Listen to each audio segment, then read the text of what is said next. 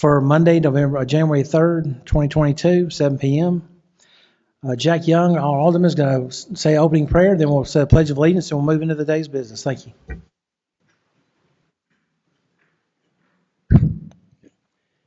Heavenly Father, we just come before you tonight, thankful, God, for another year, Lord, another opportunity to serve our city, to do the things that we've been charged to do, God. I pray that you would be with those that are sick in our community tonight. There are many that are dealing with COVID and many other issues, God. I pray that you just watch over and protect them. And Father, in the words of our former member, Walter Preggs, I pray, God, that you would protect those that put themselves in harm's way for our benefit. And I pray these things in Jesus' name. Amen. Allegiance to the flag of the United States of America and to the republic for which it stands, one nation, under God, indivisible, with liberty and justice for all.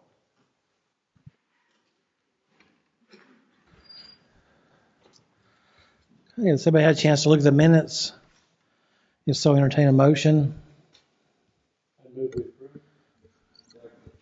First and a second. If you'll call the roll, please. Casper Briggs. Yes. Jake Hoffman. Yes. John Conroy. Yes. Paul Kaiser. Yes. Jim Lamb. Yes. Curtis Sigler. Yes. David Hunt. Yes.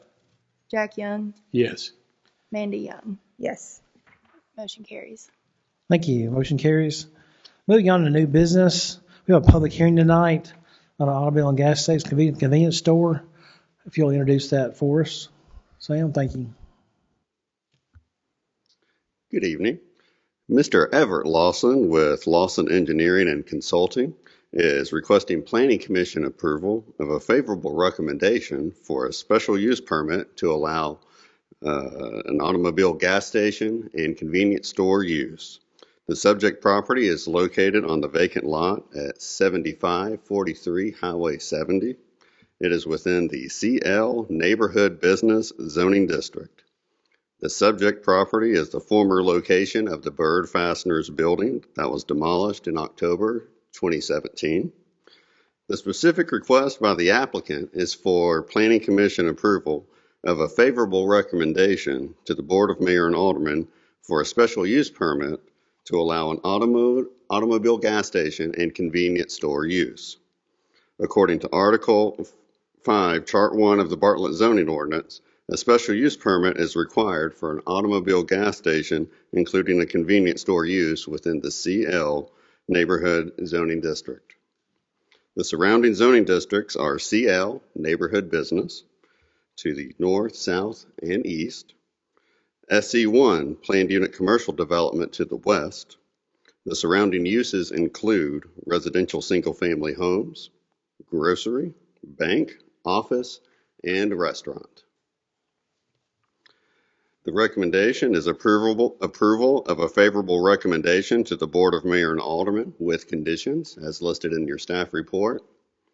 And I would also like to point out that should the special use permit be approved by the Board of Mayor and Aldermen following your recommendation, the applicant shall submit master construction and final plan subdivision plans to the Planning Commission, as well as the site plan applications to the Planning Commission and Design Review Commission.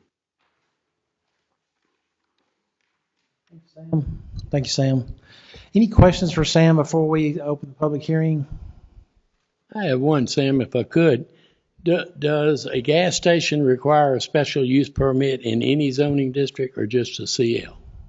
So the special use is with a CL is one of those uses. If it was CG or CH, it would be permitted with a site plan approval only. But with this being a CL neighborhood commercial, this zoning district is intended to mesh the some smaller commercial uses with adjacent residential. Thank you. Thank you, Sam. Any other questions, Commissioner, for Sam? Thank you, Sam. We're going to open the public hearing now. And this first section will be anybody for the project. Anybody for the project want to speak? Anyone? Seeing none, do we have any letters we can read into the record, please? Melissa, Yes, we have two. The first Melissa. one is from David and Patsy Wing at 3715 Appling Lake Drive. They said, I am here today to request your refusal to not allow a convenience store and gas station to be built at 7543 Highway 70, Bartlett, Tennessee, between Fat Larry's Restaurant and Taco Bell. The reasons I am requesting that you do not allow this to happen I are think this many. is the 4 section I think this is the 4 section. Do you have any letters 4? Oh, no, I'm sorry. Okay. No. Okay, that's okay. Thank you. So this is the 4 section for the development. Any other letters? So unless we don't have any letters for the okay. Anybody, this is going to close this section out. Last call for 4s. Okay. Going against, anybody against the planning who want to speak for the gas station? If you'll please come forward, state your name and address the record, please, sir. Yes, sir. Yeah, you come forward to the microphone there. You just state your name and address for the record, please. William Gregory Gillespie, 3633 Appling Lake Drive here in Bartlett. I did have a question. There's someone Sure. that could answer that. From when I read the plans, I didn't see any dedicated right-hand lane going in there or any provision for a left-hand turn lane for this property. So before I speak against it, I just want to make sure there wasn't any provision for that. It's probably not a bad question. Can the engineering answer that? One of the engineering conditions is to add an additional lane, and we'll have to look at more, but that may allow us to put in a left turn lane on Highway 70 with the dedication. That will get further, but that would get potential for that. Just remind everyone too, this is just a recommendation to the mayor of Alderman. This is kind of just a very preliminary type of thing. We make a recommendation to the mayor of Alderman. They'll look at that again. It's got to go through several things before it actually becomes a project, if you will.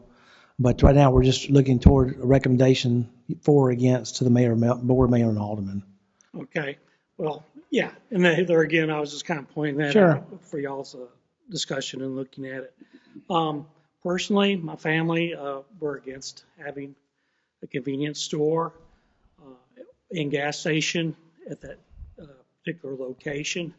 I think probably better suited would be maybe a corner or something where you usually see these convenience stores with all the lights for 24-hour or whatever.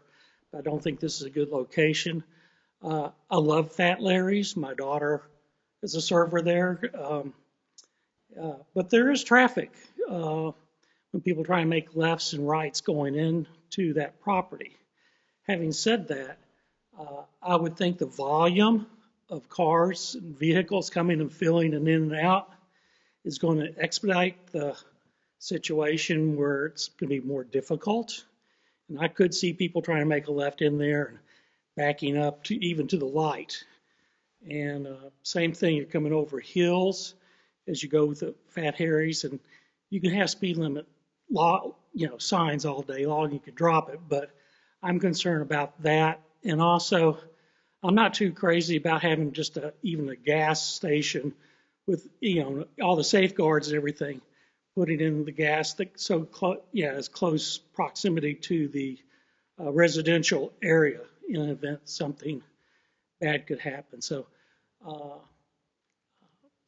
just for the record, our family's against having this zoned for this particular purpose. We appreciate your comments. Thank you. Anyone else? This is against the project. Okay, if you'll just state your name and address the record, please. Thank you. My name is Tim Kellum. I live at 3730 Appling Lake Drive. My understanding is that this is it's a special use permit, right? This what we're voting on tonight is actually a recommendation to the mayor, board, and alderman for a special use permit, and then the board, mayor, and alderman would approve or disapprove that at that point. It's a special use for the land. That's correct. Right. Yes, sir. This is a neighborhood business district. I think it's where it's zoned at CL.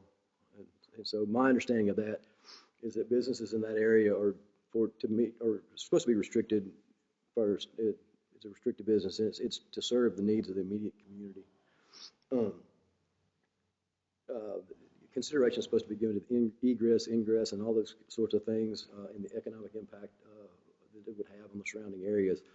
To Mr. Gillespie's point, there is no turn lane in front, and I understand y'all just talked about that. There's also no sidewalks on Highway 70. And so if it's really there to serve the needs of the community, I don't see how the community is going to get to it. If they do, it's going to create a problem with pedestrian foot traffic, and that's one of the considerations you're supposed to give, going up and down 70 to get to it. The only other, I guess, alternative of that is there's an easement behind the property. It's about 10 feet wide. It's a public easement. And so I think what's going to happen is we're already getting a significant increase in foot traffic through our neighborhood, getting to Kroger, because there's no sidewalks on it up and down 70. And so what's going to happen is I'm afraid that the easement is going to create a footpath, basically, from the neighborhood to that convenience store. And I don't think anybody in the neighborhood really wants that. In addition, I think the noise, the glare, and the economic effects, if you grant this special use permit, are going to be detrimental to the neighborhood. I think it's pretty much established. You don't have to be a rocket scientist to know that gas stations create pollution. You're going to have a 24-hour glare of a canopy. There's going to have to be there's going to have to be light for liability purposes. There's going to have to be lights behind the building, and you're talking less than 100 feet from the closest neighbor. It's literally going to be in their backyard. People, when they stop, it's going to be constant come and go traffic, right? That's what gas stations are for, convenience, in and out. People clean out their car, they throw out trash. Some of it makes it to the can, some of it doesn't make it to the can. I don't see where there's a provision for a dumpster on that. I may just not be squinting hard enough. I can't see it, but so there's concerns about where is all this stuff going to go and where's all this trash going to wind up. And I think we all understand, or at least my opinion is a lot of it's going to wind up in my neighbor's backyard and eventually make it across the street to me, and I'm pretty close neighbors to that guy.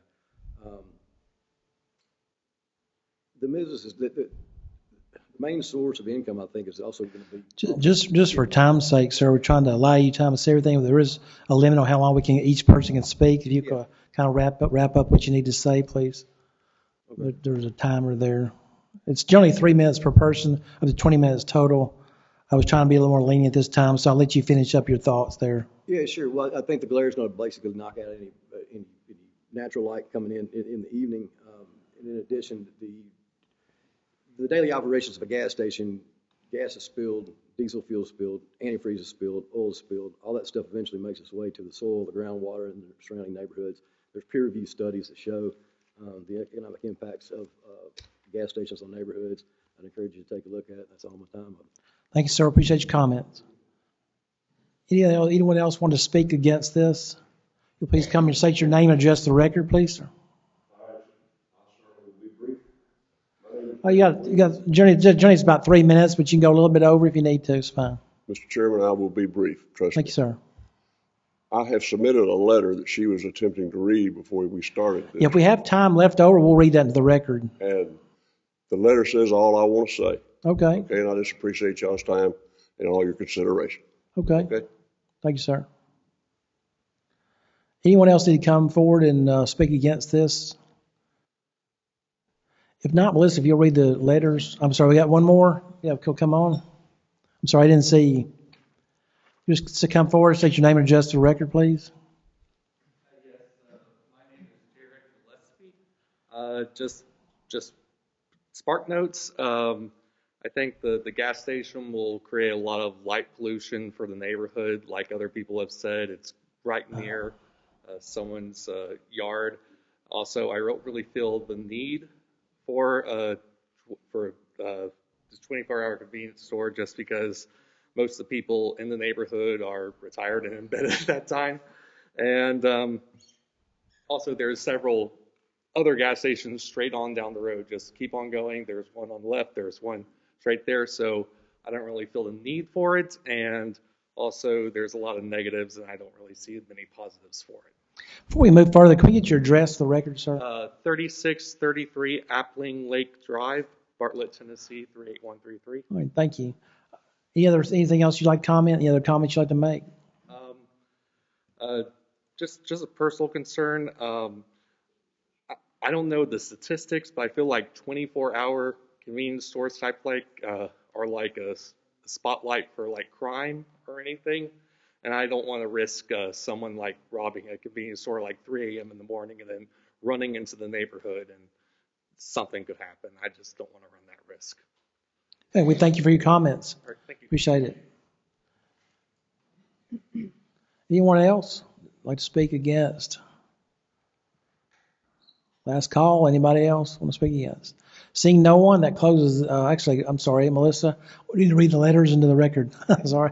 We'll go to the letters now. We'll finish that part. We'll go to the letters against.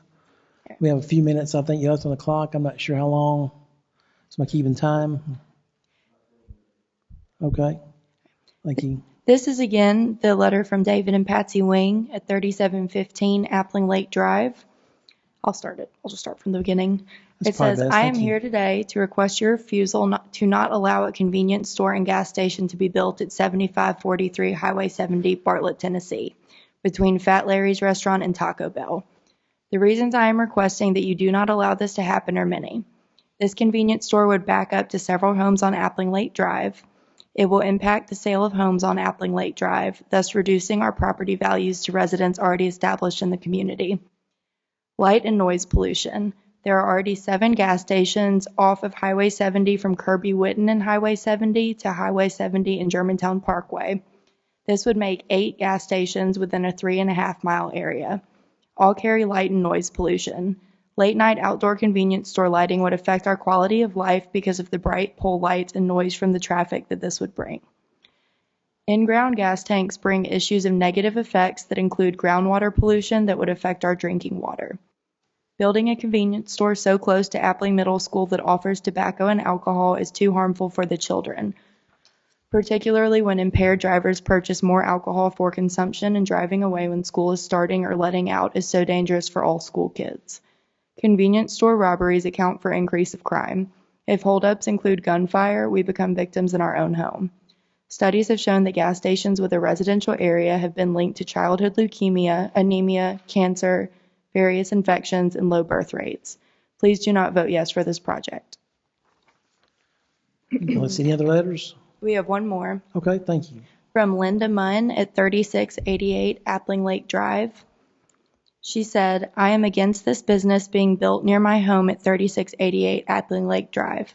I feel it is unsafe both from an environmental hazard and an unsafe atmosphere that could attract more crime and undesirable people loitering there too close to my home and that of my neighbors.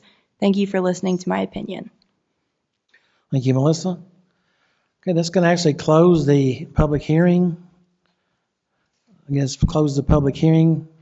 Now we're going to go on to any questions, commissioners. Would the applicant like to, before the commissioners, would the applicant come like to speak forward? The applicant like to come forward and speak, please. And if you'll please state your name and address the record. Yes, sir. Glenn Bascom, 5602 Southern Winds, Arlington, Tennessee. And have you read the conditions of staff on the project? Have you read the conditions of staff? Yeah, so and do you agree with those? Yes, okay, thank you, sir. Agreement to all that. This is okay. Everett Lawson, engineer. Anything y'all like to comment about that before we get into questions?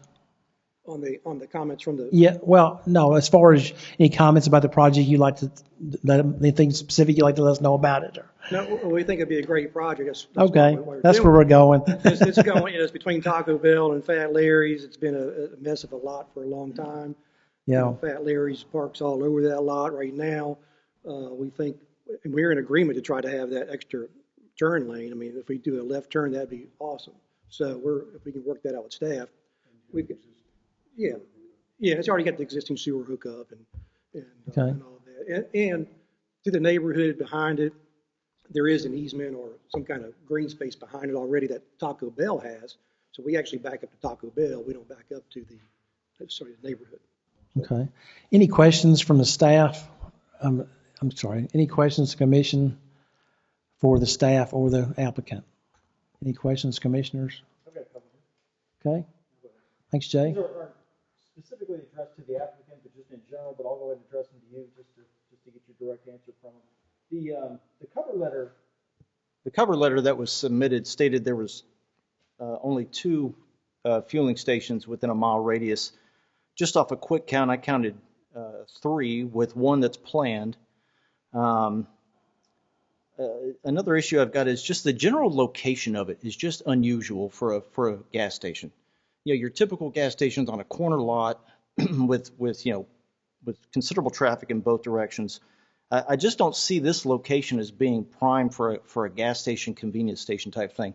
Located between 2 restaurants, it's just kind of an unusual. The flow doesn't work for me. It doesn't seem to fit the characteristics of the neighborhood. Memphis, the city of Memphis currently has a hold on the development of any fueling stations within the city of Memphis, unless they're already in the works type thing. If you drive around Bartlett right now, I can think of 2 or 3 that are either under construction, probably another 2 or 3 that are either planned or already been approved for planning. And then worst of all, we've got several in the city that are already built, but just aren't even open or functioning. And here we are proposed with another fueling station that's just in an unusual location.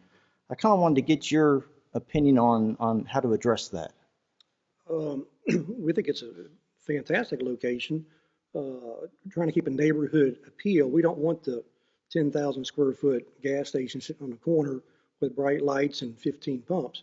We want a nice neighborhood where you can just come in, grab your lottery tickets, grab some breakfast, grab coffee, grab Coke, and go on about your day. We don't want a huge gas station that would sit on a corner lot.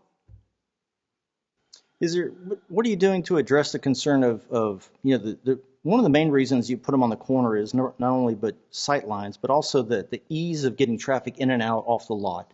One of the issues with a development like this, where there's only one entrance that I see on the preliminary plan here, you've got one way in, one way out, and generally these kind of businesses have quick in and out type of traffic, right? Like you said, jump in, grab your Coke or whatever you're doing, fuel up real quick. What considerations are you taking in terms of sight lines and trying to appease the traffic load on a very busy Highway 70? Someone earlier mentioned that, yes, it is close to a school. You're coming up on a major intersection, which makes it even tougher.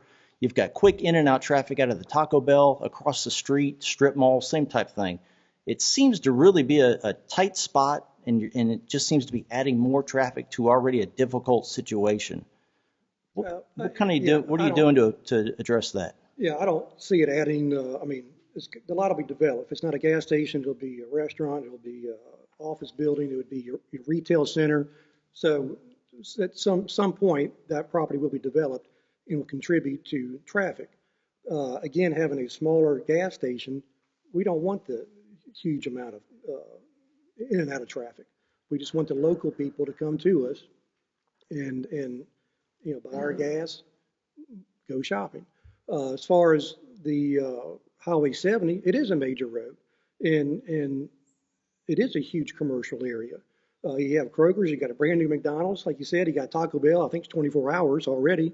The neighborhood, the retailer across the street's busy. You got Baby Jack's, Sonic down the street. So there's already a lot of traffic in the area. We're just keeping cars that come in and go out. We're not necessarily adding more traffic. We're also would love to have a turn lane. We can do the turn lane. We can do the 2 turn lanes. We have no problem with that at all. We're here to try to, make it fit for everybody. And as far as like the lighting goes, y'all have an excellent lighting plan, or Bartlett does, and I can pretty much guarantee you there's not going to be light on the neighboring property.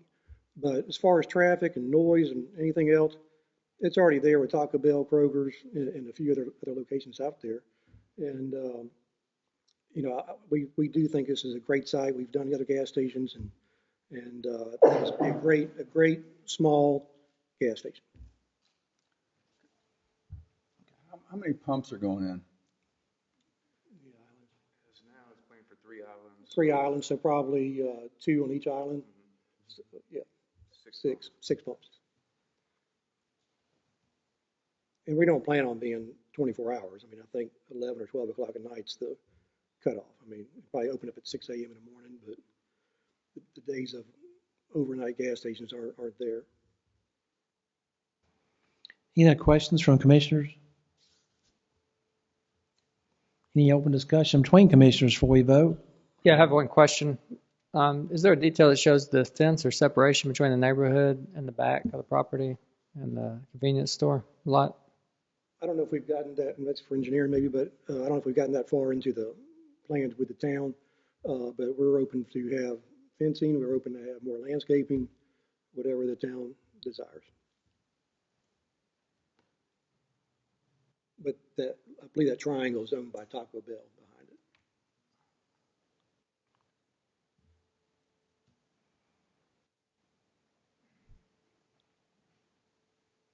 Does that answer your question? Yeah, so there's no fence. Yeah, that's my kids walk through there. Well, we can definitely, if you want to make that a condition, you can make it a condition. Whatever the town would like to do, it's fine with us. I mean, we prefer to have it a fence up.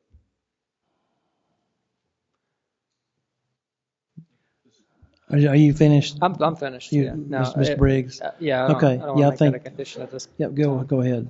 Are you all making your decisions based on what you see there, or have you done studies with specific questions that were answered so that you could make a good decision on what you want to do with that property? Yes, sir. I mean, I've in real estate, I've represented lots of gas station owners. I personally have owned 2 gas stations. We feel this is a good gas station site. So you're just making this decision on your own versus having an official study to answer questions that you might have, is what you're saying. There is no official study. Gotcha. Okay. Mr. Hunt, I think they were having some trouble hearing you. If you'll use your microphone, probably the best. Can you hear me now? I think we're good. Just for the recording purposes, it needs. I understand. Yeah. I'll state it again. My question was the decision made on your folks right there, or was there a study involved to help you make a decision? And you're telling me, if I understand correctly, you're making your own decision, which is fine. But there's not a specific study to help you get to where you want to be.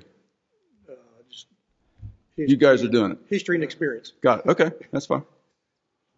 I'm Gerald Lawson, Senior, 5909 Polk Street, Arlington. Everett's dad, and we both worked on this. We have our own engineering company, surveying, and it's not just off the cuff. I've been doing this type of work since 1972. Been a licensed surveyor, engineer, alive, 74. So there's 50 years experience there. Everett's, both have masters in engineering. We've worked with Rick and the whole staff out here ever since Rick's been out here, which is many, many years. And we put we've also designed over 100 subdivisions and many commercial lots, and so we do have some experience in this. Thank you. I wasn't trying to challenge anybody. I was just trying to understand where you folks are coming from. That's where I was going. Any other questions to commission? I've got one. Sorry, go ahead. You did make a statement just a moment ago that it is not intended to be a 24-hour convenience store. Is that correct? That is correct. Will it ever change in the future? If you want to make a condition in the special use permit for a midnight cutoff, I'd have no problem with that. All right. I need to probably open up by 6, though. I would like to make a condition that it's not 24 hours. Well, we can get to the motion. Think about that. Right. Any other questions or comments from the commissioners? Okay. To answer your question, Mr. Ziegler, the staff, can he put that in there as a condition now? If he makes the motion for that, can he put that as a condition? I guess maybe a Sam question. So we would need to make a motion to make a favorable recommendation with the conditions of staff, and then add whatever comments or conditions that they would like to add to it. Okay, thank you. So we're going to any motions that be made? I'm sorry.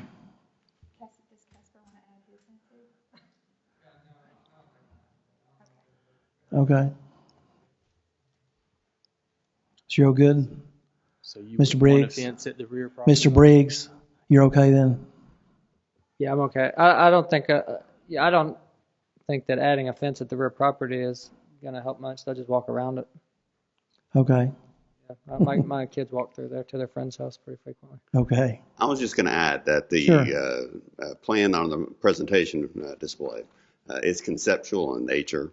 And so they would actually be coming back. This lot, it has to go through the subdivision process to actually be a legal lot of record. Yeah. So we'll be looking at this for master plan, construction plan, final plan applications, and then it'll actually come back to you as part of a planning commission site plan, and that's where we can add the buffering and landscape details, and as well as it'll go to the design review commission for site plan approval as well.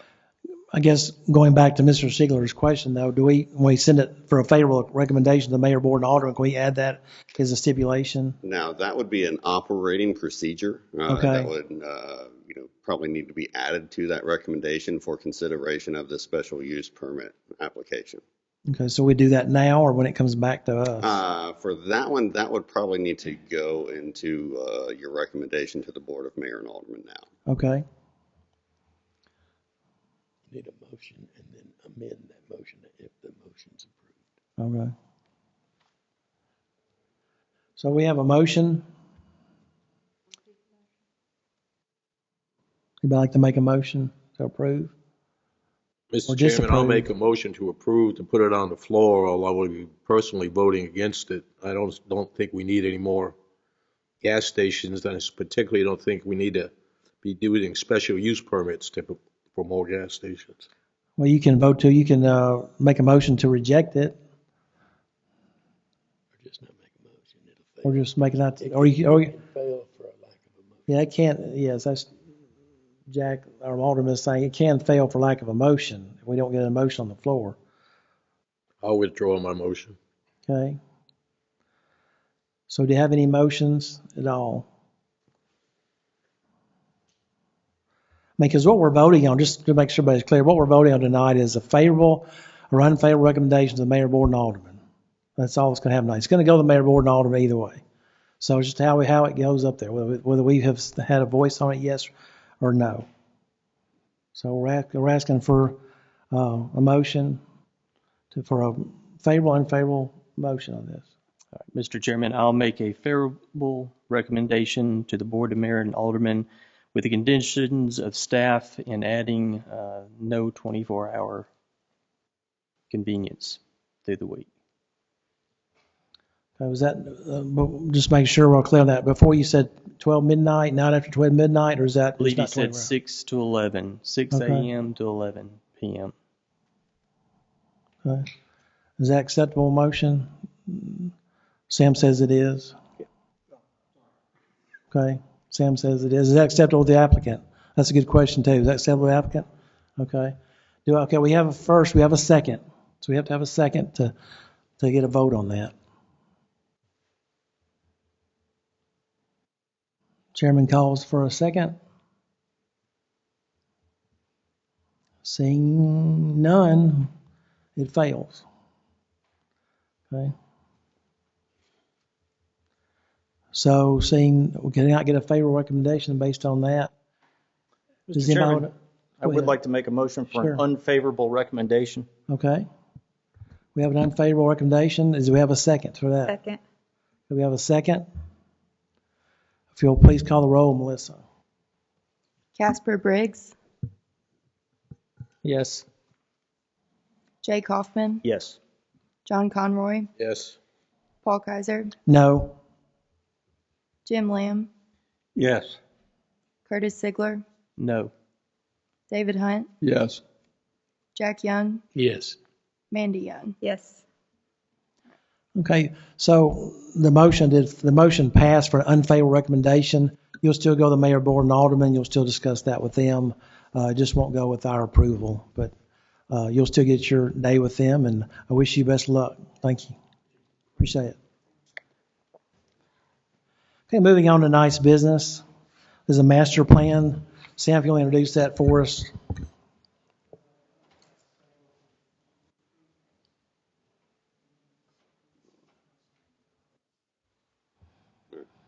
Just letting everybody else clear out here so we can. Sure.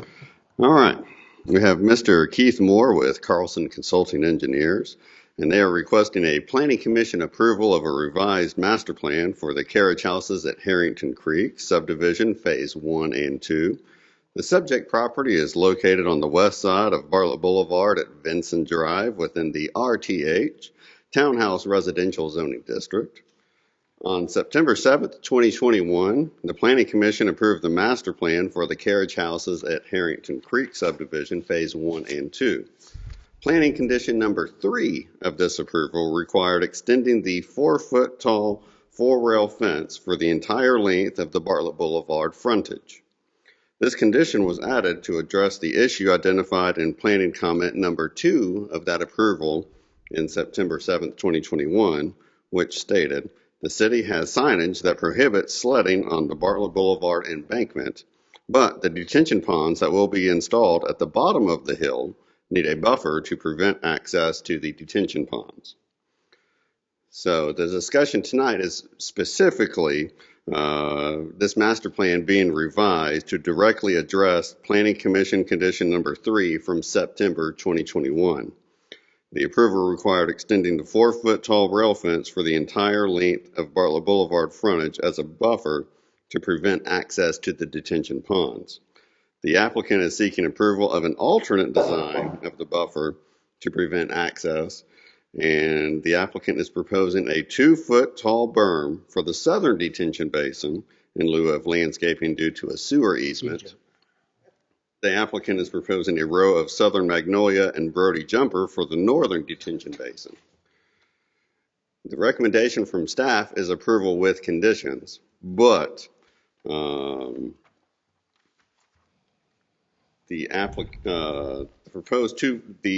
planning comment number 3, the proposed 2-foot berm along the southern detention basin may act as an attractive liability as a ski jump. Number 4, the proposed rows of southern magnolia and Brody jumper along the northern detention basin are not spaced close enough to act as a buffer. Also, it will take time for the landscaping to grow large enough to attempt being a buffer. So with that, staff is sticking with their recommendation of extending the 4-foot tall 4-rail fence for the entire length of the Bartlett Boulevard frontage. Thank you, Sam. Is the applicant present? Sure. Sam, if the concern is the detention ponds, why do you want the fence to go the entire frontage of the property?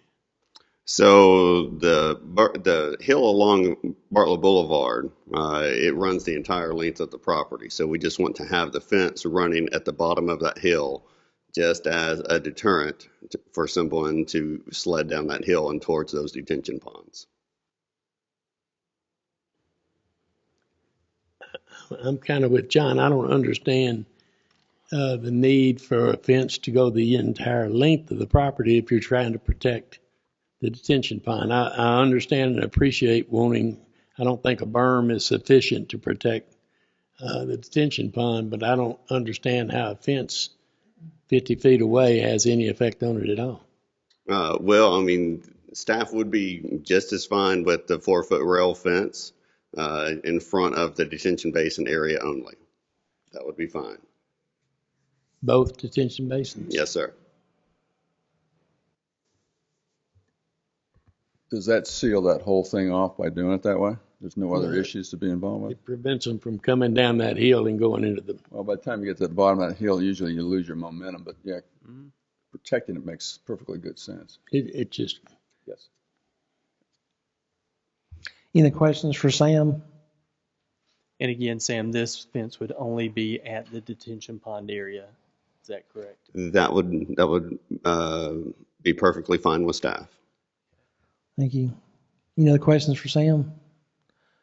Seeing none, we can move on to the applicant. If you'll please come state your name and address for the record, please, sir.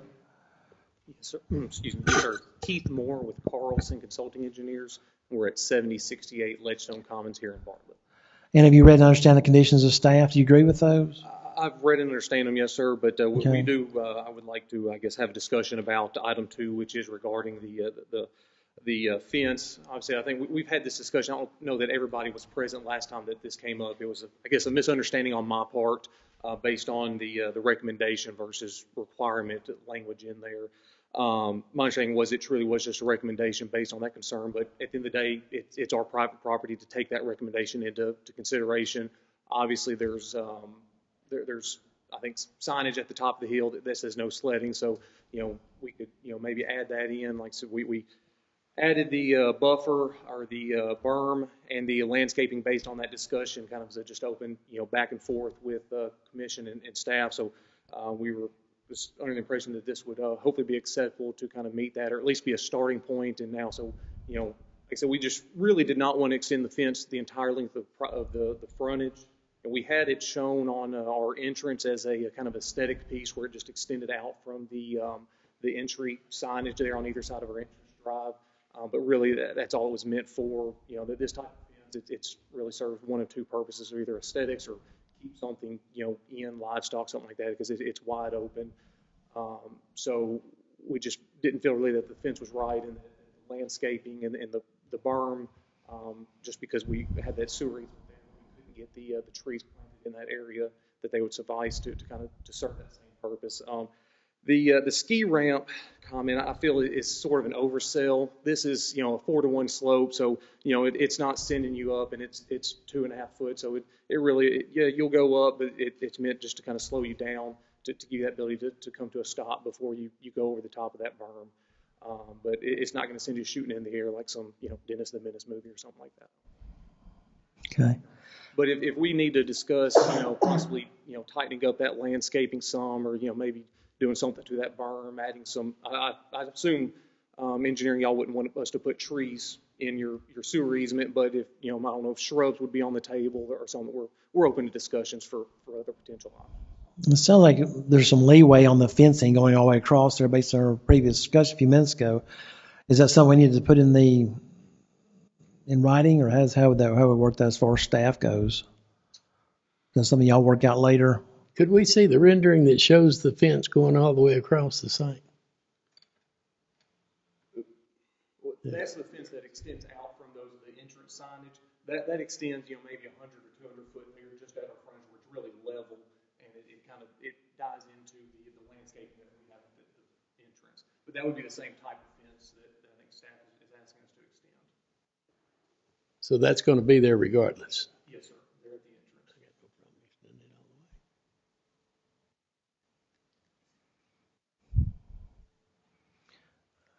I'm sorry, Sam, did you have a comment? Oh, no, I was just, since we had that discussion prior to the applicant coming up, Right. that would suffice as far as updating the conditions of staff. Okay. Just whenever a planning commission member would want to make a motion, I would just mention that revision in the motion. Okay, thank you. Any other questions from the commission? I was one of the people not here, so my question would be, what from your point of view, what bothers you about a 4-foot fence versus another option? Well, it wasn't really, I didn't think it was to serve the purpose that they were asking for, like to stop people from coming through from the sledders. There's really, I felt, a better, more economical way to do it. Extending the fence, especially the entire length of the frontage, just really didn't make sense. We felt that placing the trees, landscaping would make more sense, and it wouldn't look like just a random fence down at the bottom of a hill that 11 months out of the year looks like it serves no purpose. How about the reason of just keeping people out of that area, period, as a safety issue? Well, and even at that, it's a 3-rail fence, so somebody could step over it in 2 easy steps. So it's not really a site security thing, even if we were to provide that fence. A deterrent, possibly, though, maybe, versus walking through the trees. Right.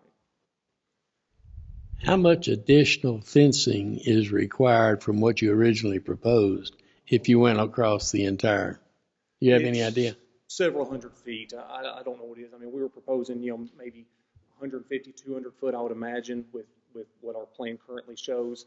And then our entire frontage is, well over 1,000 feet just from end to end. I don't have that number with me now. What's your reaction to putting the fence just in front of the detention ponds? Well, if that's obviously much better than the entire site, that helps some. But like I said, we were hopeful that what we have shown here, or maybe some modifications, some beefing up of it, if you will, would be acceptable as another alternative. But yeah, if that's where the cards fall tonight, then that, like I said, that's better than what we currently have approved. Any more questions, commissioners, or comments? I got a comment. Okay. I don't think it matters what kind of fence. You can put in an 8-foot tall block fence with razor wire. And 14, 15, 16-year-olds are going to find a way to get around it and come down that hill. So, we can do the best we can and require this, but you have the purpose. I think we're going to be disappointed when, you see a 15-year-old at the bottom of that This hill. isn't going to prevent anybody from coming down the hill. It's going to prevent them from going into the detention basin once they get to the bottom of the hill. I don't think anybody's going to sled down and then climb the fence to jump into the detention basin. How long has it been since you had a 15-year-old? Well, Mr. Chairman, just a quick question, Yes, sure. and I'm not trying to get legal with it or anything, but if and when the kids start sledding down there on the next snowy opportunity, and they ski jump the berm and land in the detention basin, where does the liability fall? Is it on the city or is it on the property owner? And if it falls on the property owner, I would think that they're doing everything they could to prevent that from happening. Well, and it's also, what if they sled down and they bust their head on the fence? You open that whole can of worms. It just, where does it stop? Anybody can sue anybody for anything. I'm not disagreeing with you there. There's a fair share of detention basins around that are both fenced and wide open, open to the public for any reason. But boy, I got to think that we all know the hill. It's infamous every time it snows. I'm sure they were out there probably today. It just seems to me that with the detention basins going right there, it just sets up the, hey, watch this kind of attitude. And I would think that the developer would be doing everything in his power to prevent that from being an opportunity. And I'm not saying move the detention basin. That's not where I'm going. But, boy, it's just hard to, short of putting up a brick wall type thing, I would think the fence is probably about the closest you could get to preventing, what we don't want to happen. And then the idea of, okay, let's fence in this part, but not this part, but then we are going to fence in this, either you fence or you don't. I think on fence or you don't, like I said, if anything, if we're not acceptable to the berm or the landscaping there, then I'd like to default back to just fence along the pond area, just because the point of the fence at this point is a safety concern, so it really serves absolutely no purpose beyond that. Well, the point I was getting to was either you fence or you don't was the aesthetics of, well, how come they don't have a fence there, but then it picks up there, but then you got a gap in it here, and then it's more fence right there. The point is that if it's going to be fenced, in my opinion, it should be fenced the entire way, just for the aesthetics of, this is the development and the limits of the development, not partially fenced and then a gap and then it fenced again and then it's not fenced, and it just doesn't flow with me. So I really think the developer ought to really take into consideration the potential for liability there, just because of where it is. It's just the hill, the snow, we know what's going to happen. I just really think that the fencing idea is probably about the best he could do. That's where I'm going to go with it. And consistent fence all the way, no gaps or anything. And as far as, I get what you're saying, just to keep it kind of look the same, you don't see a piece, but if we want to do it from one end of the pond to the other without having a break in the middle of it to help that, then we can do that. But as far as the whole frontage, I really like to avoid that. Just partially too, because it's down so low compared to the road. You're having to really look over your shoulder, I think, to even see it, to notice the fence down there at the bottom of the hill. It really is just that safety purpose. So you're only going to see it if you're looking for it at that point anyways down there. I didn't know that. But we can just keep it limited to the area of the pond itself. That would, So from the northern end to the southern end of the pond at least, to where there's no other break in between the two. So clarify your point, Jay. You're saying that the fence should be as planned then all the way across the front? Yeah, I'm in favor of a consistent fence the entire length, just for the congruity of the development. It just doesn't make sense to me to have portions of it fenced and portions of it not. I will say the portion on the at our entrance that we were originally proposing and had shown, we thought the same thing because it just feels odd to have a fence just end all of a sudden. So that fence, we actually said there's some just berms in that area to kind of act as a shield. So the fence was tucked in behind those berms, and then it died out behind those. That way, visually, you didn't see it ending. It just went behind the berm, and then you didn't notice that it didn't pick back up again on the other side of the berm. So we can make something like that happen as well on that southern end around the pond, where it's less of a visual, kind of in your face. You see a fence post and nothing standing out from where it would be tucked behind, some landscaping, some berm, something like that to make that more visually appealing, I guess, and less noticeable. How far is the drop from the street down to where that fence would be? I mean, I'm kind of like Jay. I think it would look better. It's pretty significant. Again, I don't have the number there, but obviously you're climbing to get over the railroad tracks there at that point is what that's for. But you got 5, 10, 15, 20. There's 25, 30 foot right there where the cursor is basically. Yeah, about 25, 30 foot right there. Any other discussion among the commissioners or questions? I just have one Mr. Hunt, question. Go ahead. I got one question just for the staff, more or less. Why is it dangerous to get into the detention basin, and why are we trying to prevent someone from getting into a detention basin? I don't, Now, we don't do that on correct me if other I'm wrong, detention basins. these are going to hold water, right? So that's the reason why these are more of a concern. These are a wet detention basin, as opposed to just a detention basin that kind of similar outside of City Hall to where it's mainly grass year round. These detention basins, they're going to hold water. It's going to be essentially a pond. That's correct. And just to be clear too, I mean, this is a water feature. It's not intended to provide any detention for the development. Since we're so close to the creek, we're actually able to avoid the need for true detention. So this is basically we're borrowing the material from this area to help balance the site and to provide flood storage based on discussions with engineering to help that out. But it's not truly a detention or retention pond. There's no restriction on the outlet side of it. Mr. Hunt, do you have a question? I thought I did. It makes me sound like if you've got water in the thing, do we have any additional liability with the fact that there could be water in there at any given time? It's just forget like about the snow for a moment. I'm sorry?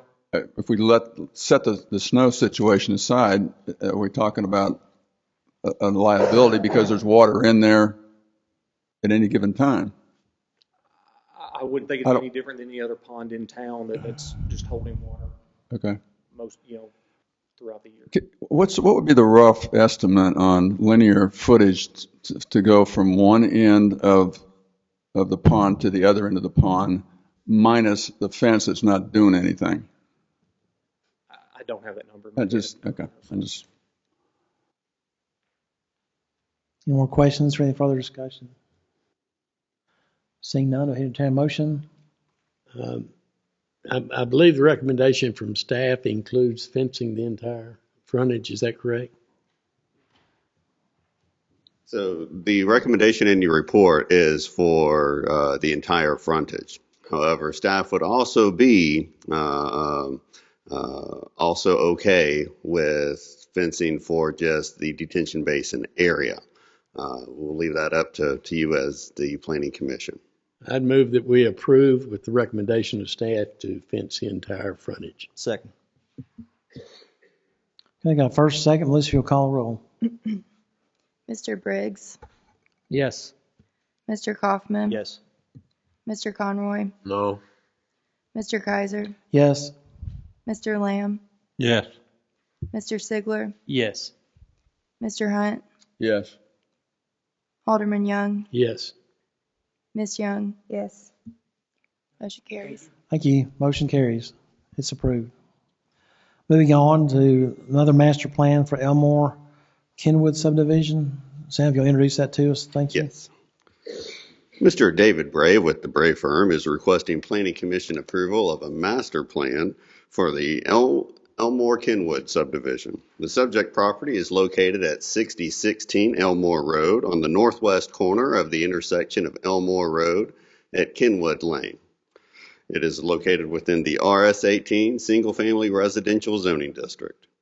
The subject property is 3.9 acres with an existing primary residential structure that was built in 1943. Also, the subject property has 3 existing accessory structures: a garage adjacent to the existing house, a metal barn adjacent to the north property line, and a barn located west of the metal barn. The specific request by the applicant is approval of a master plan to subdivide the subject property into a 4-lot subdivision on 3.7 acres of land after deducting the right-of-way dedication along Elmore Road and Kenwood Lane. The lot sizes will range from 21,591 square feet to 45,897 square feet. Lot 1 will have the existing metal barn located on the lot. Lot 2 will have the existing house and garage located on the lot. Lot 3 will have the existing barn located on the lot. Access to the lots will be from curb cuts off Kenwood Lane and Elmore Road. Other features of the development include a stormwater detention basin on Lot 4, road improvements and dedication along Elmore Road and Kenwood Lane, and a sewer extension from the existing sewer manhole in front of Lot 4 to the east to serve Lot 3. With that, staff is recommending approval with conditions. Staff would like to point out that the applicant has provided a letter to the Planning Commission requesting a waiver from the road improvements. The Planning Commission has granted a waiver from the road improvements only for 2-lot minor subdivisions. This development is a 4-lot standard subdivision that must obtain master plan, construction plan, and final plan approval. No prior standard subdivision has been granted a waiver from the road improvements by the Planning Commission. So the applicant, the recommendation from staff is to install the road improvements along Elmore Road and Kenwood Lane as required by the Bartlett Subdivision Ordinance, especially considering that prior subdivision developments along Elmore Road and Kenwood Lane have been required to install the road improvements. Thank you. That's a question I have on that, Sam. Do we even have the authority to grant that request? As a subdivision. As a plan commission, do we have for variances to the subdivision ordinance, the Planning Commission has the jurisdiction to grant those variances. As far as the road improvements? I thought there was something about the road improvements or something there. I missed that. Right. So those are required by the subdivision ordinance. Right. And so to waive those requirements, that would require a variance, and the Planning Commission has the power to grant that variance. Okay, but that's not been done before? Not for a standard subdivision. Now, we do for a minor 2-lot subdivision, but again, that's a minor 2-lot subdivision, and this is a standard subdivision. Right, but not for a subdivision of this type, then? Right. Okay. Thank you, Sam. Any questions other for Sam? Yeah, I have a question, Sam. What's the ultimate goal of the development of this property? So this is after the right-of-way dedication, it'll be a 3.7 acre parcel of land. And right now it is 1 lot with 1 residential structure. The aim of this is you'll have a 4-lot subdivision, 1 with the existing house, and then you'll have 3 new residential lots to be constructed as single-family residential structures. Thanks. Just as a clarification, Sam, you said that there was a shed or garage on Lot 3, but on one of the latter drawings of this package, the property line was shifted in such a way that it was included in Lot 2. So that was a prior revision. Okay. Because the limitation there is you run into a lot coverage situation. Okay. And with the pre-existing structures and a new, residential structure to go on that lot, that would have made a lot coverage situation nightmare. Okay. So we got with the applicant and we revised those lot lines so that way you have to what we have up there, which is the garage goes with the residential structure. One of the metal barns goes with 1 lot, and then the wooden barn goes with another lot. So that way it helps to have the pre-existing structures mesh with new development. Okay. Got it. Thank you. Any other questions for Sam? Seeing none, thank you, Sam. Is the applicant present? Could you come forward, please state your name and address for the record?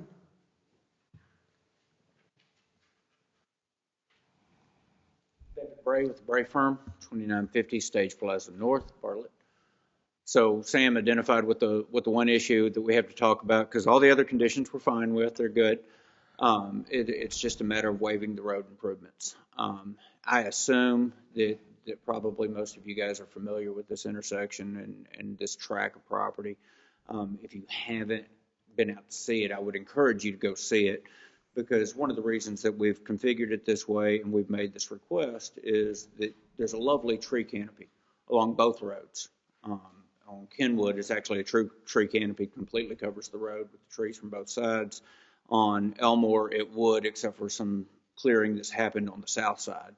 But there are some large trees. And if you look at the plan and profile sections that we've submitted, I think I counted earlier today, if we'd make the improvements that are requested along here, there would be, I think, 16 mature trees that are taken down as a result of putting in the curb and gutter, sidewalk, additional asphalt in this section. And those are substantial trees. We're talking about probably 300 tree inches that we would be taking out. This is an RS-18 zone piece of property. Without doing too much more work, we could change this from a 4-lot development to a 6-lot development. That would help pay for the road improvements if we have to do those along here. With an interior road in there, we might could even get to 7 lots and still keep the existing house. The idea was to preserve the character of what's out there. Our smallest lot's lot 1. It's 20% larger than the zoning requirement. The rest of the lots are 100% larger than the RS-18 zoning requires. We would really like to preserve the character along there. The other developments that Sam mentioned along these 2 roads that have been required to do improvements are in the RS-10 zoning. This is an RS-10 piece of property. We would probably be looking at 12 lots or so being proposed on this, and which would be fine. I mean, that's a legitimate development and could be a nice quality development. But what we're trying to do here is preserve the area and develop something that would be consistent with what's along that stretch. And along this stretch of Elmore, as you're traveling eastbound on Elmore, once you get past the RS-10 developments close to Bartlett Boulevard, once you get past that, it's a 2-lane section until you get to the convenience store at Highway 70. Everything else is a 2-lane section. There's large trees along the road. It's a beautiful section of Old Bartlett, and that's respectfully what we're asking for, and asking for the Planning Commission's consideration on that. Thank you, Mr. Bray. Any questions for the applicant? Seeing none, any discussion among commissioners? Or questions for Sam or the applicant? Just a quick question, I guess, towards traffic engineering, road engineering. What is the alternative? Is it just simply 2-lane asphalt road with a drive entrance and a culvert underneath it? Is that the alternative, as opposed to curb gutter driveway? Yes, I think one of the lots, lot 3, is actually located at the top of the hill. It wouldn't even have a drive culvert. Lots 1 and 4 would have drive culverts, just like the existing house that would become lot 2 has a drive culvert. There's drive culverts along that stretch now. But I guess one other point I would make is that if you get the improvements along this stretch, you got 470 feet or so along Elmore and 300 feet along Kenwood. You're only widening those portions, and everything else out in this area is zoned RS-18 and has got estate-size lots. You're not going to see a lot of redevelopment in this area without massive rezoning or planned developments. Rick or John, what's in the road plan for the city of Bartlett on this road? What's the eventual goal here?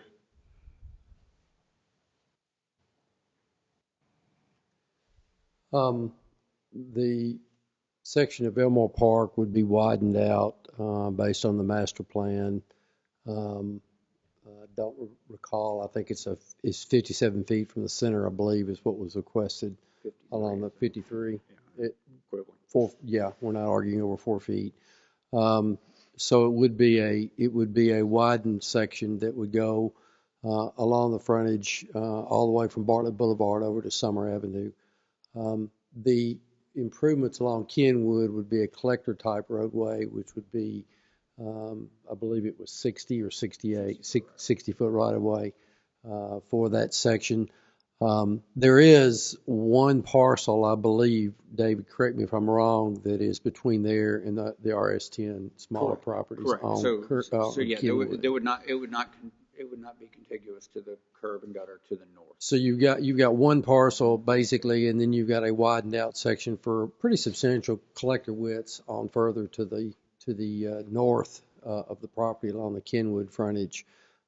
So certainly that section of roadway along the Kenwood area, in keeping with what would be happening on further down, you've got one parcel that would have to have some curb and gutter and work done with it. But this parcel, as you come up into the intersection, you could also make a drop right in a left turn lane with a widened section. We've also had some calls about the trees and the soldiering of the trees at that particular intersection looking back to the west on the one lot. It's looking back to the west. These are David's right. These are very large trees. They're very pretty trees, but they do provide a visibility as you look back toward the west from that particular intersection there. So that is a problem right at the intersection itself. So to answer your question, certainly the improvements along the Kenwood side would need to be done, and then at least a portion of the improvements would be needed along the corner lot to provide the visibility to the top of the hill looking back that other direction. And then maybe something, I don't know if there's something that could be done to try to preserve the trees as you move further back to the west along that area. But the ordinance is pretty clear that it requires improvements to be done along those road sections, and we've never had a subdivision with 4, and I would be somewhat concerned about the setting a precedent for not requiring road improvements by the Planning Commission. Rick, the widening along Elmore Road is consistent with the widening that took place on, I think it was originally the Kawasaki dealership at Summer and Elmore Road. I think that road widening on the northern part is consistent with what we're recommending here. And you have, as you move further to the west on Elmore Park 2, there's probably 2 parcels, and then you run back into the RS10 development, which have the widened section of the roadway under Country Club Estates and the development that's in along and over there where it's been widened. So David's right. If you look back to the east, it is a 2-lane section going almost all the way to the Kawasaki dealership at the corner of Summer. But looking to the west, there are several widened out sections that are currently there. So I think we need to consider very carefully before we waive any road improvements, even though he makes a very valid point that the trees are beautiful in the area. It's a problem, I think, to go ahead and waive it. One last question. If the improvements are not made, does or is it an option for the city to collect cash in lieu of improvements on a development like this, such that the money is there in the future for the city to handle the improvements? Yeah, that is something that could be done. We have done that on other locations around where we've taken the cash in lieu of improvement to be done along the frontages of those areas and try to make a determination as to what could be done to provide visibility, but still provide funding for future improvements at that location.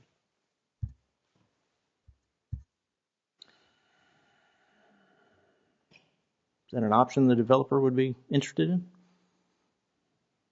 Take it back to him to discuss it. I suspect that we'll be back with a application for more lots if that's the case.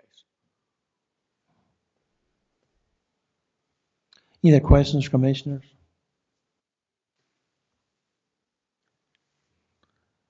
Seeing none, I guess we have a lot to consider. Of course, any motions that you make, if you want to, I guess the improvements will have to be a part of that. We're going to approve it as is. We can approve it as is or not, or we can make some other stipulation. As Mr. Kaufman said, we can do a cash in lieu. I guess we could do that.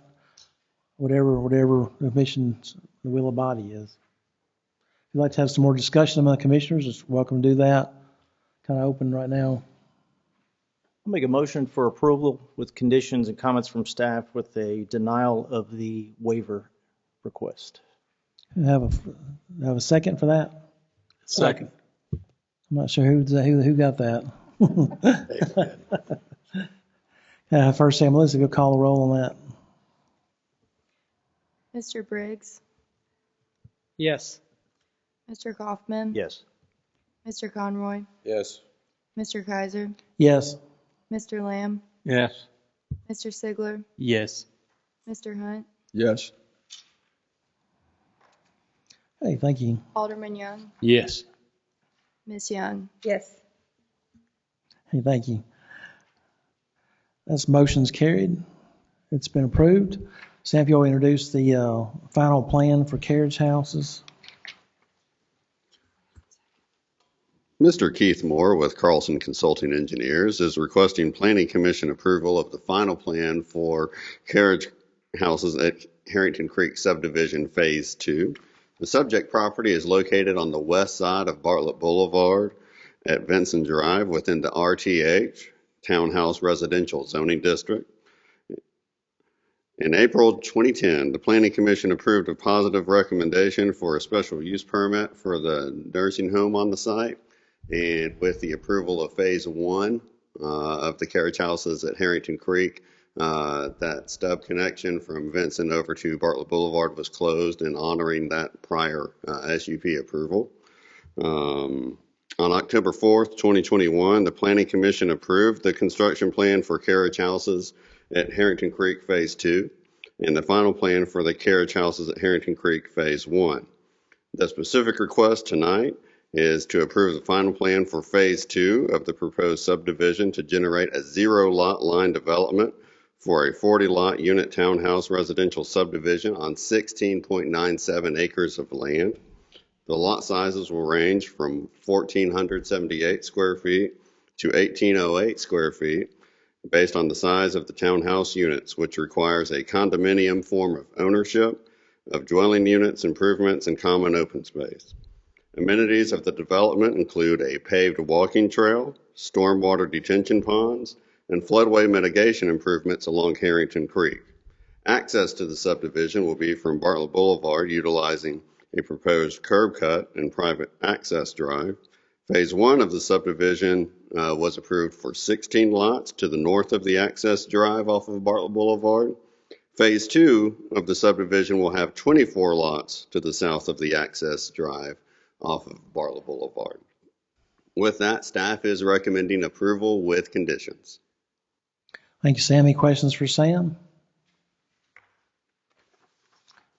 Any questions for Sam? Thank you, Sam. Is the applicant present?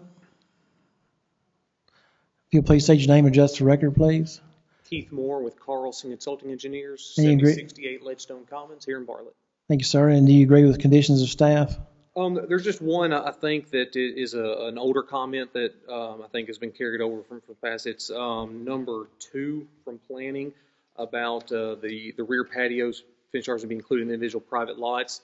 I think we've had some discussions with staff, and since we just covered that in the HOA documents, how those are going to be maintained and who has the right to get into the backyards and all, since it's covered by the HOA document instead of increasing the size of these lots, then I believe, and Sam, you can hit that too, but I think it's covered that way so it can be removed. Yeah, staff is agreeable to removing planning condition number 2 from the report. Okay. But other than that, we're acceptable with the others. Any other questions to the commission? Seeing none, to entertain a motion? Questions, I move we approve with recommendations from staff. Second. Got a second. Thank you, Melissa. If you'll call the roll. Mr. Briggs, Yes. Mr. Kaufman, Yes. Mr. Conroy, Mr. Kaiser, Yes. Mr. Lamb, Yes. Mr. Sigler, Yes. Mr. Hunt, Yes. Alderman Young, Yes. Miss Young. Yes. It's approved. Thank you. Thank you. Sam, if you'll introduce the Lucky Hall subdivision, please, sir. Mr. David Bray with the Bray firm is requesting Planning Commission approval of the revised final plan for the Lucky Hall subdivision Section A. The subject property is located at 8673 Ellis Road within the RS-15 Single Family Residential Zoning District. In 1975, the subject property was identified as Future Development Lot 2 for the proposed George Gibbs Subdivision Section B on the recorded plat for George Gibbs Subdivision Section A as approved by Shelby County. In 1979, the subject property was identified as Future Development Lot 2 on the recorded plat for Lucky Hole Subdivision Section A, Lot 1, approved by Shelby County. The specific request by the applicant tonight is approval of the revised final plan for Lucky Hole Subdivision Section A to incorporate Lot 2 into the recorded subdivision and remove the future development designation for the subject property. Lot 1 will remain the same size, 1.92 acres, as recorded on the current plat for Lucky Hole Subdivision Section A, Lot 1, approved by Shelby County. Lot 2, this is the subject property to be added to this plat, will be 1.92 acres after dedicating right-of-way along Ellis Road, which would be 30 feet wide from the center line. The property owner has been working with the Code Enforcement Department to remove the existing modular structure from the subject property and obtain a building permit for a replacement structure that appears as a single-family structure, which is still going to be a modular structure, but it looks more like a single-family structure as opposed to a mobile home structure. However, the property owner is unable to obtain a building permit until the subject property gets recorded on the subdivision plat as a legal lot of record. With that, staff is recommending approval with the conditions listed in your staff report. Thank you, Sam. Any questions for Sam, the commissioners? Seeing none, is the applicant present? You come and state your name and address the record again, please. David Bray with Bray Firm, 2950 Stage Plaza North here in Bartlett. Thank And you. we're in agreement with the conditions. Thank you. Any questions for the applicant?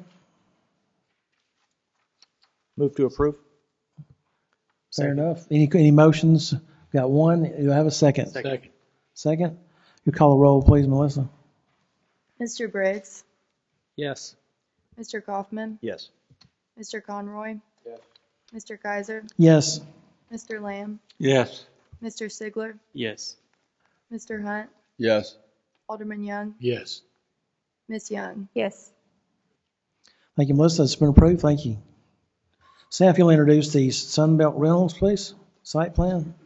We actually have Mr. Mark Hawks on behalf of Mr. Withret with Southern Air Properties LLC, DBA Sunbelt Rentals. And they are requesting Planning Commission approval of a site plan for a truck trailer rental facility. The subject property is a vacant lot at the northwest corner of Summer Avenue at Alturia Road, and it is located within the CH Highway Business Zoning District. The subject property is Lot 12 of the J.D. Kearney and J.A. Kearney subdivision that was approved by Shelby County in August 3rd, 1948, and recorded also that same year. On October 4th, 2021, the Planning Commission voted for a favorable recommendation to the Board of Mayor and Aldermen for a special use permit for a truck and trailer equipment rental facility.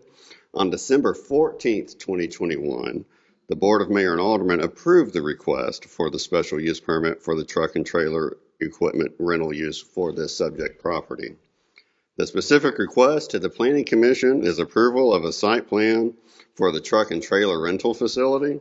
The proposed rental facility is 9,000 square feet, and the site will have fuel tanks on the northeast side of the property and access to the site will be from a proposed curb cut off of Highway 70 and a curb cut off of Alturia Road.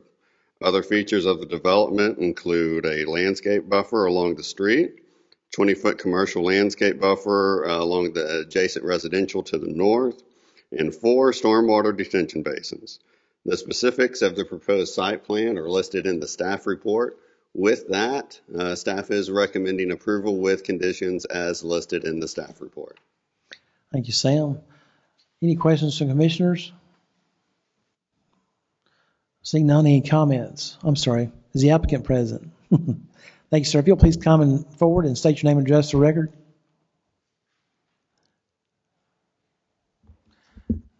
Thank you. Mark Hawks, architect, Jackson, Tennessee.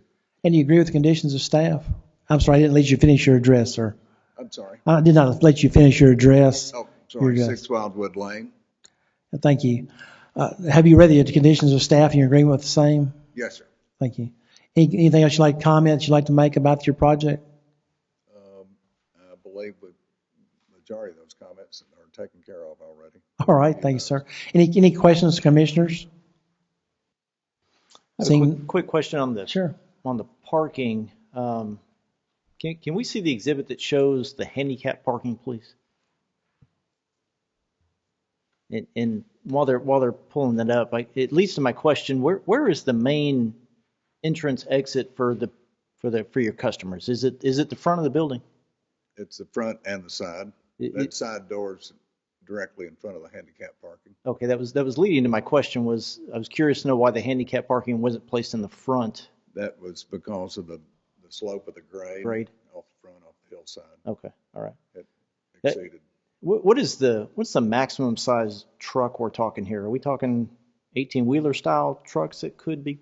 Yes, sir. Is the front drive entrance off of Highway 70, in terms of the slope there, is that adequate for, I mean, we're talking an 18-wheeler going to be pulling in, making a hard right turn, left turn, either one. And then I assume it's ascending to the top. Is that what it's doing? Yes, sir. I'm gonna take it for granted that you've done the engineering studies with the turn radiuses and the vertical clearances of the vehicles. Okay. Yes. Okay. And I guess that goes along with fire as well? Yes, sir. Fire trucks. Okay. Will fire trucks have access to that side entrance off Alturia that has the gate? Yes, sir. Okay. I'm good. They'll be able to go around the entire building. Any other questions, commissioners, for Sam or the applicant? Seeing none, do we hear a motion? I'd move we approve of the recommendations from staff. Got a first and a second. Melissa, we call the roll, please. Mr. Briggs? Yes. Mr. Kaufman? Yes. Mr. Conroy? Yes. Mr. Kaiser? Yes. Mr. Lamb? Yes. Mr. Sigler? Yes. Mr. Hunt? Yes. Alderman Young? Yes. Ms. Young? Yes. Thank you, Melissa. It's been approved. Thank you, sir. And again, my compliments to all the departments. I'm sorry, I didn't hear that. And again, my compliments to all the departments and the staff. Thank you. They're great on there. We appreciate it very much. And the way I observe y'all with other projects. It's impressive. Thank you very much. And everybody's awake. Thank you for your comments. Thank you. Sam, if you'll come forward and present the last item we have on the agenda tonight, the JPA new office building. We have reached the finale of this evening. Mr. Russ Brassfield with Barge Design Studios is requesting Planning Commission approval of a site plan for an office building. The subject property is Lot 3 of the re-subdivision of Lot 2 of the Scobie Commercial Subdivision. It's on the north side of Brother Boulevard and east of Germantown Road. It is located within the OC, Office Center Zoning District. In November 2004, the Planning Commission approved the final plan of the re-subdivision of Lot 2 of the Scobie Commercial Center subdivision. The specific request to the Planning Commission this evening is approval of a site plan for an office building. The proposed office building will have 5,250 square feet of office space. Access to the site will be from a proposed curb cut off Brother Boulevard into the 30 feet wide entrance drive ingress egress easement. The entrance drive tapers to a 25-foot wide ingress-egress easement as it crosses over onto Lot 3. The applicant will concentrate the construction of the subject property and ingress-egress easement on the south end of the lot and away from the adjacent residential uses along Ellis Road. Other features of the development include streetscape landscape buffer along Brother Boulevard, road improvements along Ellis Road frontage, and a stormwater detention basin along the Brother Boulevard frontage. The specifics of the proposed site plan are listed within your staff report. With that, staff is recommending approval as listed in the staff report. Thank you, Sam. Any questions for Sam from Commission? Seeing none, thank you, Sam. Is the applicant present? Will you please come and state your name and address the record, please?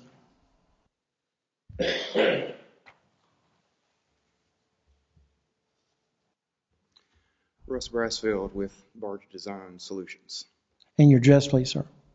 5859 Briar Glen, Memphis, Tennessee. Thank you. And have you read conditions of staff? You agree with those? I believe so, yes. I'm thinking that's an affirmative. That's an affirmative. Thank you. And any questions for the applicant from the commission? Seeing none, do I hear a motion? Move we approve Do I hear a the second? recommendations from staff. Second. First, second, Melissa, you'll call the roll. Thank you. Mr. Briggs, Yes. Mr. Kaufman, Yes. Mr. Conroy, Yes. Mr. Kaiser, Yes. Mr. Lamb, Yes. Mr. Sigler, Yes. Mr. Hunt, Yes. Alderman Young, Yes. Ms. Young. Yes. Motion's approved. Thank you. Melissa, thank you very much. And moving on, we have election of officers. What do we typically do with that? Was somebody serves as vice chairman for 2 years, and then they are chairman for another 2 years. And our vice chairman right now is our very own Mandy Young, who is going to, I think, if somebody nominates her, would be typically, I'm getting ahead of myself, would be the person to do that. And then the person as vice chairman would be served that 2 years, and they would rotate out like that. So having said all that, we'll open the floor for any nominations for president. We'll do that first. Not president, chairman, I'm sorry. Getting ahead of myself. That would be a good thing. No, president sounds better than chairman, though. President sounds It better. would pay better. Yeah. So for chairman, entertain any candidates? Chairman, I'd like to nominate Mandy Young for chair, and if we can wrap it up in one vote, I'd like to nominate Casper Briggs for vice chair. Suits me. Everybody agreeable with that? A second. I'll second. Okay. If you'll call the roll, Melissa, please. Mr. Briggs, Yes.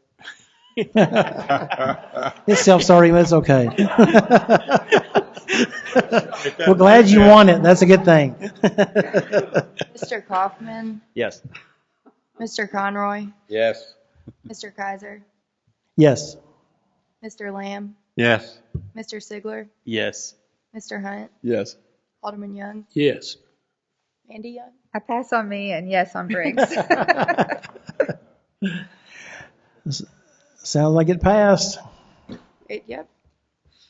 Congratulations. Congratulations for everyone. Yes, very good. Thank you, Melissa. Good Any other job, Mr. discussion? Paul Kaiser, for a couple of years. Thank you. Thank you very much. We got through it. Any other discussion before we adjourn? Seeing none, thank you. Have a good evening.